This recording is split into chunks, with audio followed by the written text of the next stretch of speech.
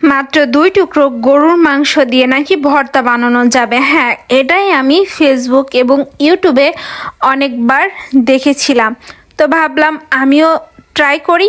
তো এখানে আমি প্রায় 4-5টার মতো পেঁয়াজ, 2টার মতো রসুন এবং 4-5টা কাঁচামরিচ কেটে ধুয়ে পরিষ্কার করে নিয়েছি।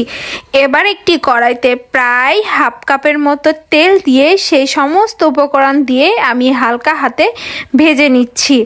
আমি এখানে মাংসটাকে একটু ব্লেন্ডারে মিহি কুচি করে নিয়েছিলাম, যাতে এটা সিদ্ধ হতে সময় বেশি না লাগে। তো এখানে আমি দিয়ে দিলাম পরিমাণ মতো লবণ, একটু হলুদ এবং আমি সামান্য পরিমাণে গরম মশলা গুঁড়োও দিয়েছিলাম। এবার এটাকে একদম ভাজা ভাজা করে পানি শুকিয়ে যাওয়া পর্যন্ত নেড়ে নেড়ে ভাজতে হবে। ভাজা হয়ে গেলে এটা আপনারা ব্লেন্ডারে বা শিলপাটায় বেটেও ভর্তাটা করতে পারেন, কিন্তু আমার কাছে মনে হয় শিলপাটার ভর্তা সবচেয়ে বেশি মজা লাগে। পেঁয়াজ, রসুন এবং কাঁচামরিচ মাংসটা তেলের মধ্যে ভাজা ভাজা হয়ে গেলে আমি কিছুটা পানি দিয়ে দিয়েছিলাম, যাতে মাংসটা পুরোপুরি সিদ্ধ হয়ে যায়।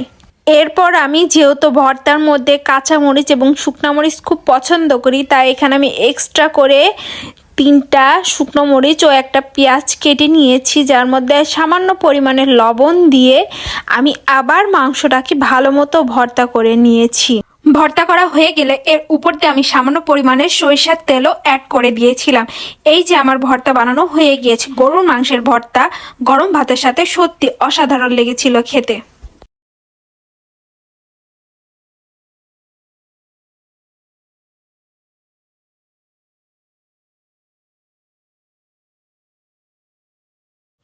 গরম গরম ভাতের সাথে এই 2 পিস গরুর মাংস দিয়ে আপনি প্রায় 4-5 জনকে এই ভর্তাটা কিন্তু খাওয়াইতে পারবেন। আমার কাছে পার্সোনালি এই ভর্তাটা অনেক মজা লেগেছে।